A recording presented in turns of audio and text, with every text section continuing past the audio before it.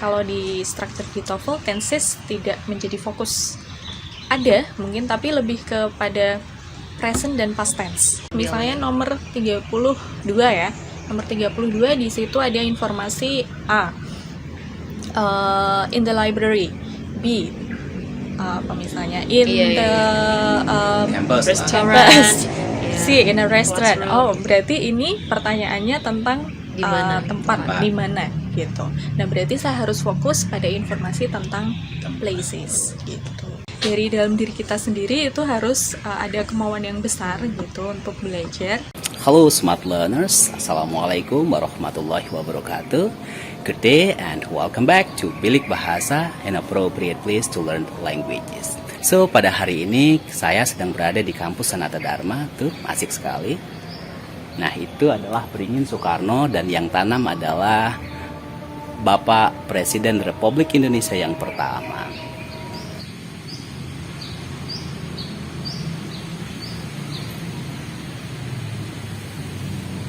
Hari ini ada yang luar biasa sekali karena saya tidak hanya bersama Onik dan Pak Irfan, tapi ada cara sudah muncak ya Mbak, Munca itu sudah bersolek. Jadi hari ini saya, Teonik dan Pak Irfan kita jalan-jalan ke kampus Sanata Dharma University, salah satu kampus yang luar biasa di Indonesia ya, yang dikenal sebagai yang bahasa Inggrisnya paling keren lah gitu, salah satunya ya. Nah, ini saya sedang bersama Mbak Rita dan hari ini kita mau tanya banyak hal tentang serba-serbi bahasa Inggris.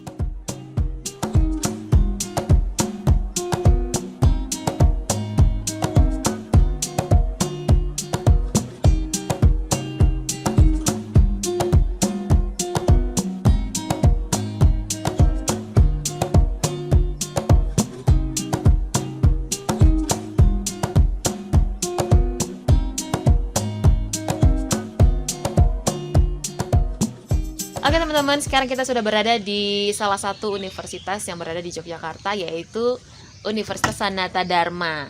Dan kali ini kita akan ngomong santai aja seputar sesuatu yang menjadi syarat kalau kita mau dapetin beasiswa ataupun lanjutin perkuliahan nih. Dan kita sudah berada bersama Mbak Rita ya.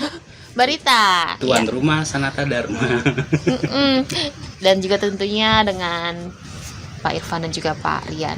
Nah, kalau misalnya dalam beasiswa nih ada syarat nih kan Mbak ya. Ada syarat yang paling urgent gitu dalam bahasa Inggrisnya. Nah, itu ada yang namanya TOEFL. Mungkin teman-teman di sini sebagian ada yang sudah tahu dan juga ada yang masih asing banget dengan TOEFL itu apa sih? Apalagi kalau misalnya anak SMA gitu kan, biasanya mereka belum banyak yang menjangkau atau mencari tahu tentang TOEFL. Mungkin Mbak Rita bisa kasih tahu sedikit dulu ya, apa sih TOEFL itu sebenarnya? Bener ya yang dibilang Mbak Onik ya. Jadi kalau misalkan mau melanjutkan kuliah, terutama untuk di dalam negeri ya, di Indonesia itu TOEFL ITP itu masih sering digunakan gitu, karena saat ini memang ada banyak jenis-jenis tes gitu, tapi untuk melanjutkan studi khususnya di Indonesia itu masih menggunakan TOEFL. TOEFL itu apa sih? Gitu. Mungkin ada yang bertanya kepanjangannya apa, what does it stand for gitu. Nah, TOEFL itu adalah singkatan dari Test of English as a Foreign Language gitu. Jadi memang di situ ada kata foreign ya. Nah, kenapa foreign? Karena memang tes TOEFL ini ditujukannya adalah untuk negara-negara yang tidak merupakan native English speakers gitu.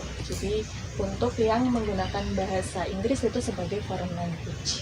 Seperti itu sih. Itu sekilas ya Mbak ya tentang TOEFL. Sekilas. Kalau misalnya udah tahu nih, kalau itu adalah sebuah tes yang kita harus kuasai kalau mau jebol lah gitu ya beasiswa. Itu ada kriteria skornya berapa gitu loh Mbak? Sepertinya beda-beda ya untuk setiap beasiswa, lalu setiap universitas itu mungkin syaratnya berbeda-beda tergantung mungkin jurusannya apa, lalu kemudian kalau untuk bahasa Inggris misalnya mungkin akan lebih tinggi 600 atau 500 lebih dari 550, tapi untuk yang non English department mungkin akan lebih kurangin ya. Kurang dari 550 gitu. Kalau untuk strateginya mungkin saya bisa udah dari dari formatnya dulu ya. Jadi format tesnya itu ada listening comprehension, structure, dan reading comprehension. 3 ya. Itu jenis tesnya seperti itu ya Mbak ya. Jenis tesnya seperti itu. Jadi berarti kita harus bisa mendengarkan, harus bisa grammar ya, structure, English structure, lalu juga bisa membaca gitu. Jadi sangat berbeda sekali ya dengan kalau bahasa Inggris di sekolah SMA kan tuh soal-soalnya tuh jauh berbeda dengan TOEFL. Mungkin itu agak Betul. bagi orang yang pemula pasti kaget, oh jenis soalnya ada error analisis seperti itu kan. Structure-nya juga yang berbeda sekali dengan kita di SMA. Jadi itu gimana tuh kalau untuk beginner banget atau newbie lah di TOEFL-an, apa yang harus pertama kali kita lakukan? Pastinya bingung banget itu. Oke. Newbie ya. Newbie banget nih Mbak. Newbie banget. Istilahnya newbie ya. Newbie ya. Karena ini kan tes ya, jadi tes itu pasti sudah ada formatnya itu tadi, sudah ada pakemnya gitu, seperti apa, strategi seperti apa, skill-skillnya seperti apa. Jadi sih kalau menurut saya pribadi itu pertama kita memang harus tahu contoh-contoh soalnya seperti apa sih untuk listening, untuk structure, untuk reading gitu. Jadi familiarity I think is the most important. Baru kemudian sebenarnya yang paling penting juga adalah melihat our current English level itu di mana. Gitu. Berarti cek itu dulu. Iya betul. Jadi apakah saya ini kira-kira termasuk beginner atau termasuk intermediate Apa atau yang sudah baru belajar? advance gitu. Kalau ini Mbak, kalau tingkat kemiripan contoh-contoh soal yang mungkin dipelajari itu dengan aslinya gitu pada saat tes itu, kira-kira tingkat kemiripannya itu ada di titik mana gitu? Oke, iya bener ya, karena di luar sana itu banyak contoh-contoh soal practice test gitu. Tingkat kemiripannya ya kurang lebih 90% ya. Jadi itu bisa dipakai full 100% sebagai materi untuk persiapan gitu. Hanya mungkin tingkat kesulitannya mungkin yang agak berbeda ya. Tapi kalau dari formatnya itu sama ya. Atau mungkin Mbak punya referensi yang mau direkomendasiin kalau mau belajar sebagai newbie itu pakai ini loh gitu. Buku apa gitu ya? Buku apa? Oke. Banyak. 3 atau 2 lah. Satu, jangan banyak-banyak. Kalau yang saya kira dipakai di mana-mana itu adalah dari Longman ya. Dari Longman itu. Saya akan rekomendasi itu aja sih. Longman ya. Kalau untuk Pokoknya- belajar itu. Pokoknya teman-teman kalau mau cari referensi untuk TOEFL test itu pakai yang dari Longman. Itu biasanya bukunya manusia ada merah-merah atau orange sih. Panjang. Iya, tapi bukan itu ya. Dari beberapa skill, kalau untuk hal yang pertama itu kan poinnya ada yang berbeda ya. Maksudnya listening sama structure lebih tinggi ketimbang reading. Benar, memang untuk structure sama listening itu nilainya lebih tinggi. Jadi konversi nilainya itu lebih tinggi dibanding reading, walaupun hanya selisih sedikit. Jadi mungkin kalau boleh menambahkan ya, untuk skor maksimum dari TOEFL itu 677. Itu listeningnya 68, structure-nya 68, lalu readingnya 67 gitu. Padahal sebenarnya jumlah soalnya untuk listening dan reading itu 50, lalu untuk structure hanya 40. Iya benar banget. Benar banget.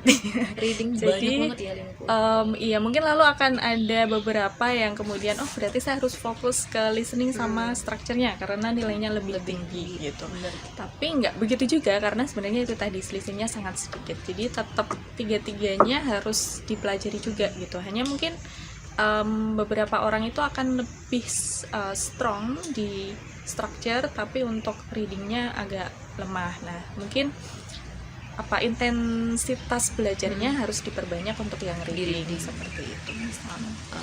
Untuk skill listening sendiri itu kalau misalnya kita dengerin recordingnya kan dari native tuh beda banget sama yang kita belajarin di SMA. Itu udah ngalamin. Di SMA itu sangat bisa didengar dengan jelas apa yang mereka bilang. Tapi ketiba di TOEFL itu speednya lebih cepat, aksen juga berbeda. Nah itu gimana tuh cara ngadepinnya itu? Maksudnya cara how to kill it gitu loh. How to kill it. Iya maksudnya iya. How to kill it. Iya bener. Karena di TOEFL itu bahasa Inggrisnya adalah bahasa Inggris dengan speed yang normal ya, conversationnya orang biasanya seperti apa gitu. Jadi mungkin kesannya wah kok cepet banget gitu bagi ngomongnya. kita bagi orang yang bukan ini. Padahal sebenarnya itu adalah speed yang normal. Iya, normal gitu. di mereka. Seperti itu. Nah itu ya harus banyak-banyak belajar listening sih gitu. Kita harus membiasakan untuk mendengarkan aksen dari native speaker gitu. Kalau untuk TOEFL sendiri sebenarnya mereka adalah American English. Sebenarnya Oh, American Iya, English ya. karena TOEFL itu adalah produk Amerika gitu. Jadi aksen yang akan kita dengarkan itu adalah American English untuk TOEFL ITP. Nah itu jadi pertama itu tadi kita harus membiasakan mendengarkan pronunciation-nya ya. Karena seringkali nih ya, misalkan dari pengalaman murid-murid saya gitu, itu untuk pronunciation mereka kesulitan. Kenapa? Karena ternyata apa yang mereka ucapkan sehari-hari Selama itu ini. berbeda dengan yang Aslinya. aslinya gitu. Jadi ketika mendengar kata itu Jadi asing ya. dia jadi Padahal asing, tahu. bingung. Ini kata apa gitu. Ternyata volume gitu ya, ternyata volume. bener banget Volume. volume gitu, volume balok volume apa gitu, padahal volume seperti itu. Bener sih, jadi harus membiasakan Pembiasaan ya, dengan Mbak, untuk pronunciation-nya. Berarti kudu ngecek lagi ya Mbak Rita. Sekalipun kita misalkan udah belajar banyak, kudu ngecek lagi ya. Per kata itu dicek lagi ya. Iya betul gitu. Ya nggak harus per kata ya. Per kalimat lah palingnya. Kalau per kata dicek Per- nanti Per yang kita ragu lah palingnya. Betul. Kalau misalnya di listening itu ada yang ada apa ya? Cuman rumor sih, nggak tahu itu benar apa enggak. Kalau tipsnya itu di optionnya itu cari yang nggak ada di recordnya itu jawabannya. Apa itu? Oh Iya, ada yang semacam itu. ya. Misalnya pertanyaannya ini, terus di optionnya itu cari yang nggak ada di recording yang kita dengar. Betul, jadi jangan pilih jawaban yang mirip bunyinya sama yang kita dengar tadi, gitu. Iya, itu memang salah satu skill yang di TOEFL ya. Dan memang beberapa apa sih istilahnya trap gitu, jebakannya dari soal TOEFL itu adalah memberikan jawaban yang kata-katanya itu bunyinya mirip Ada, dengan yang kita dengar, tapi artinya berbeda gitu. Jadi bunyinya sama, sounds similar but have different meanings gitu. Contohnya apa? Contohnya kata apa ya? Misalnya compartment and department. Itu kan punya arti yang berbeda Oh, gitu. iya. Tapi bunyinya mirip. Nah, bisa aja yang sebenarnya kita dengar adalah department, tapi nanti di jawabannya itu tertulis compartment seperti itu. Kita Jadi pikir kita itu jadi terjebak. Oh, berarti jawabannya ini gitu. Nah, itu memang salah satu skill yang bisa kita gunakan, tapi jangan juga kemudian dijadikan Jadi pedoman patokan ya. gitu. Iya. Heeh. Berarti kalau yang mirip harus saya eliminasi semua nih jawabannya, nggak begitu juga gitu. Intinya adalah kita harus pilih jawaban yang artinya sama. Jadi artinya sama, bukan bunyinya yang sama. Memang banyak ya jebakan-jebakan gitu deh. Jebakannya banyak. Apalagi untuk listening kan terbagi jadi 3 part ya. Jadi Iya. ada part A, Beda-beda itu. part B, part C. Kalau part A kan short conversations. Lalu untuk part B ada long conversations. Lalu untuk part C itu ada talks. Nah, terutama untuk yang part A itu, yang short conversation itu, yang ada banyak istilahnya jebakan ya. Gitu. Kalau soal-soal itu tuh berganti-ganti terus ya tiap apa gitu, tiap tahun atau tiap apa ya? Betul, tiap bulan Oh, tiap itu bulan, berganti. Ha-ha. Jadi soalnya akan selalu berubah dari satu penyelenggaraan tes ke penyelenggaraan tes Tapi berikutnya. kalau misalkan Itu berubah. ada orang yang ikut tes di bulan yang sama, misalkan sampai dia 2 kali, 3 kali akan mendapatkan soal yang sama kemungkinan. Sebetulnya ada aturan dari penyelenggara tes sendiri, IIEF dan juga dari ITS, itu satu peserta tes yang sama itu tidak boleh tes 2 kali Dalam di satu bulan bulan. yang sama. Akan Jadi mendapatkan soal yang berbeda gitu ya. jadi harus mengikuti di bulan berikutnya sebetulnya gitu. Artinya kalau dia ikut di bulan berikutnya kan pasti akan Berbeda, mendapatkan soal yang soalnya berbeda. Nah, kalau soal-soal yang biasa dipakai latihan itu biasanya memang benar-benar soal yang mungkin itu diujikan di bulan lalu atau tahun berikutnya gitu nggak? Atau tahun yang lalu gitu nggak? Tidak, Enggak ya? tidak. Itu- Jadi soal-soal itu kan confidential ya. Jadi soal yang beredar di luar itu kan hanya untuk prediksi saja gitu. Jadi soal itu tidak akan Artinya muncul mungkin di tes. Orang yang sudah pernah tes itu terus dia punya pengalaman di situ kira-kira seperti ini gitu dia buat gitu ya. Jadi bukan bukan soal yang sama. soal Bukan yang soal yang sama yang sama. sudah pernah diujikan bukannya. Hanya mungkin kalau yang sudah pernah kemudian ingin sharing dengan teman-temannya, oh soalnya seperti ini, ya itu bisa. Tapi soal itu tidak akan muncul lagi gitu di tes berikutnya.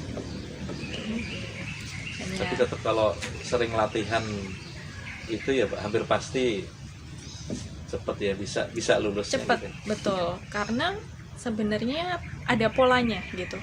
Jadi polanya sama, tapi kata-katanya jelas Katanya aja akan yang berbeda. ya. What does the man mean? What does the woman mean? Iya itu Kalau kalau listening pertanyaannya gitu ya biasanya ya. What does the man imply? What does the man mean? Tapi soalnya berubah terus. Betul. Pertanyaannya sama, soal berubah. Percakapannya akan berubah gitu. itu kalau untuk listening yang long conversationnya itu kita pakai catat atau enggak? Perlu enggak? Maksudnya kan itu untuk menyimpan memori untuk percakapan yang panjang, yang penting-pentingnya itu bisa kelewat mungkin. Pengalamannya Mbak Rita gimana tuh jawab? Bisa. Kalau mbaknya gimana? Kalau berdasarkan pengalaman saya ya, kalau saya sih lebih suka mendengarkan saja tanpa Dengerin mencatat. aja. Boleh sih mencatat ketika tes itu akan diberikan semacam clear holder gitu atau kertas untuk coret-coretan gitu, boleh. Tapi itu kan preference ya. Kalau saya sih lebih suka untuk nggak mencatat karena itu malah akan mengganggu konsentrasi. Karena saya juga nulisnya lama gitu ya. Jadi kalau saya akan fokus mendengarkan saja, apalagi yang long conversations akan fokus ke intinya aja. Kemudian sambil melihat ininya, opsi jawaban-jawabannya itu. Gitu. Jadi misalnya nomor 32 ya. Nomor 32 di situ ada informasi A. In the library. B. Apa misalnya? In the Campus. campus. Iya. C. In a restaurant. Classroom. Oh, berarti ini pertanyaannya tentang Di mana? tempat di mana gitu. Nah, berarti saya harus fokus pada informasi tentang places gitu. Oke, itu untuk listeningnya. Kalau untuk writing structure-nya itu gimana? Kalau untuk structure, nah ini sepertinya menjadi momok untuk banyak orang. Banyak banget ya. Itu ngalamin sendiri. Structure, betul. Aduh. Bahkan untuk yang sudah belajar bahasa Inggris berbelas-belas tahun atau berpuluh-puluh Iya. tahun, ya gimana ya? Memang untuk structure mungkin agak sedikit lebih sulit karena kan itu seperti sesuatu yang pasti gitu, ilmu pasti. Ilmu pastinya Iya, bahasa ya. ilmu pastinya bahasa gitu. Jadi mau nggak mau memang harus belajar detail seperti itu. Kalau yang sudah belajar bahasa Inggris lama akan sangat diuntungkan ya dengan ini structure ini. Tapi kalau yang istilahnya tadi newbie itu mungkin memang harus dari dasar Ekstra dulu. banget ya. Tapi sekali lagi dengan materi-materi yang ada di luaran tadi seperti dari buku Longman itu akan sangat membantu sekali karena dia akan dimulai dari pola yang paling dasar yaitu subject dan verb gitu. Itu kalau untuk structure yang perlu kita pelajarin banget itu istilahnya dalam itu grammar, tensesnya atau apa gitu loh. Oh ya, Itunya itu loh. iya Kelas-kelasnya itu. grammar ya benar. Kalau di situ kan lebih ke sentence ya, jadi Dia sentence fokus structure. sentence. Sentence structure di situ ada banyak hal yang diteskan yaitu mulai dari subject verbnya misalnya atau misalnya Conjunction juga ya. conjunction, lalu apa namanya Koordinator aja. semuanya seperti itu. Apa namanya itu tadi mungkin agak berbeda sih dengan grammar yang di sekolah gitu, karena kalau di sekolah kan ada tenses segala macam. Nah itu kalau di structure di TOEFL tenses tidak menjadi fokus, ada mungkin tapi lebih kepada present dan past tense gitu. Iya benar. Kapan sih kita tuh harus menggunakan present, kapan past tense itu digunakan dengan tepat, atau kapan kita bisa menggabungkan antara present dengan past tense, lebih ke situ. Kalau misal di sekolah kan ada continuous, ada Banyak. perfect, 16 ya. ada Membahas itu future macam-macam tense, ya, nggak hafal. formulanya apa, harus pakai will, harus pakai apa gitu. Kalau di structure ada jebakan itu jenis apa? soal-soal yang Kalau menjebak di itu? structure jelas semuanya jebakan. Semuanya jebakan. Jadi TOEFL itu sama dengan jebakan. Tapi intinya di structure-nya TOEFL itu adalah kita bisa melengkapi kalimat dengan baik dan benar gitu. Berarti harus bisa mengidentifikasi dulu kalimat ini udah bener atau salah. Betul. Yang kedua itu Itu bagian, mengidentifikasi. error Jadi yang ya. pertama melengkapi, yang kedua mengidentifikasi. Yang salah yang mana? Apa yang membuat kalimat ini jadi salah gitu. Jadi intinya itu nggak cukup ya kalau misalkan untuk menundukkan TOEFL itu hanya sekedar mengandalkan pola belajar yang kayak di SMA. Itu jauh, di- Pak. Jauh ya. banget ya, Mbak. Jadi memang harus fokus. Ini memang fokus belajar tentang TOEFL gitu ya. Iya betul. Belajar khusus berarti ya. Karena Mungkin ada kesini nanti ya, polanya itu belajar tadi. khusus. Nah kalau belajar di mana ini kira-kira yang bagus? Memungkinkan nggak itu, Mbak? Kalau newbie itu belajar tanpa tutor, memungkinkan nggak? Berapa persen gitu, Mbak? Untuk newbie ya, Mm-mm. enggak sih. Susah. harus ada ininya ya, harus ada tutornya dong atau mentornya gitu untuk menjelaskan terutama bagian structure itu tadi. Kalau belajar sendiri mungkin agak sulit gitu. Tapi kalau yang bahasa Inggrisnya sudah cukup Ada gitu ya. ada sudah modal mungkin lah ya. level intermediate gitu. Intermediate ya. Belajar sendiri itu bisa malah Memungkinkan. disarankan mungkin ya lebih baik belajar sendiri kalau sudah intermediate atau advance. Nah, gitu. Tetap kan. Kalau reading terakhir, Mbak, reading compre itu gimana? Itu kan lebih ke reading comprenya biasanya, comprenya. Terus kosakata di dalam reading itu kan beda dengan keseharian kita, tinggi banget lah gitu. Bener banget, iya tinggi Asing banget, ya. asing banget iya. Itu Kenapa gimana, dibilang Mbak? tinggi banget? Karena itu readingnya itu akademik ya. Akademik. Jadi TOEFL itu akademik semuanya, listening, structure, reading. Kalau listening untuk yang short conversations mungkin masih mending. sehari-hari, Daily banget. itu. Tapi untuk reading bener semua bacaannya akademik. Topik-topiknya itu mulai dari yang pasti sejarah gitu ya, history, Iya. American history, Descriptive terus ada text. biology, segala macam, geology gitu. Nggak semua orang itu paham gitu kan. Saya sendiri kalau ditanya geology ya nggak. Jadi kalau Nggak misalkan tahu basic juga kita gitu. misalkan pendidikan, tapi justru kadang-kadang yang ditanyain sejarah juga Iya, ya, bener. Iya, macam-macam. macam-macam. Berarti kita nih harus jago di banyak tempat ya. Artinya tahu banyak hal ya. Tapi Iya nggak sih? Nah, tapi biasanya Ya nggak harus jago ya. Bi- Tahu lebih baik. Tapi kalau jago harus jago Enggak, biologi enggak juga ya. enggak juga gitu. Hanya mungkin kemudian kita harus perbanyak Kosakata. kosakata yang misalnya terkait dengan berbagai macam bidang ilmu gitu. Karena- Caranya gimana ya, nggak harus baca buku biologi juga enggak sih, tapi kan kita bisa baca misalnya berita-berita artikel yang terkait dengan berbagai macam topik itu tadi gitu, biar nggak kaget lah istilahnya gitu. Karena biasanya reading itu kan pertanyaannya tuh apa sinonimnya, kadang antonimnya, apa maksudnya. Jadi kayak maksud dari kata yang di dalam teks kan, Benar. optionnya itu sinonimnya. Iya, betul. Sementara yang di teks aja nggak tahu gimana cara mau cari sinonimnya gitu Iya, kan. jadi vocabulary matters ya. Berarti kalau di untuk reading butuh vocabulary ya, Mbak. Heeh. Caranya baca-baca artikel. Baca-baca artikel. Caranya Gimana, lagi Pak? nggak mau. Masalahnya dia pengen belajar TOEFL tapi nggak mau belajar Pia dong. Gitu ya, benar-benar. Jadi ada yang Pengen Itu lulus ini ya. TOEFL tapi nggak mau belajar bahasa Inggrisnya. Saya tuh ada yang tanya sama saya, Mbak Rita, Mas Rian, saya tuh cuma pengen tahu bisa TOEFL loh, nilainya paling saya berharapnya 500. Tapi saya nggak mau belajar, saya nggak mau belajar grammar. Saya juga bingung jawabnya. Sekarang tak kasih Mbak Rita deh, gimana dong tuh? Iya. Kalau Saya pengen saya lulus yang ditanya TOEFL. saya juga bingung sih. Kalau saya yang ditanya saya juga bingung. Kenapa? Karena kalau untuk tes itu ya, yang namanya kita mau menghadapi tes itu ada yang namanya motivasi ya. Dan motivasi itu ada dua macam. Jadi ada external sama internal motivations Iya. gitu. Yang eksternal itu tadi, saya perlu tes untuk misalnya kenaikan pangkat atau apa, atau untuk kalau misalnya untuk melamar beasiswa gitu, saya harus lulus 550. Pokoknya ini gimana caranya biar cepet bisa lolos 550 gitu dalam waktu singkat yang mungkin hanya seminggu atau Oh berapa. my god. Banyak yang Sementara datang mungkin ya, banyak yang datang begitu ya. beberapa ada sih.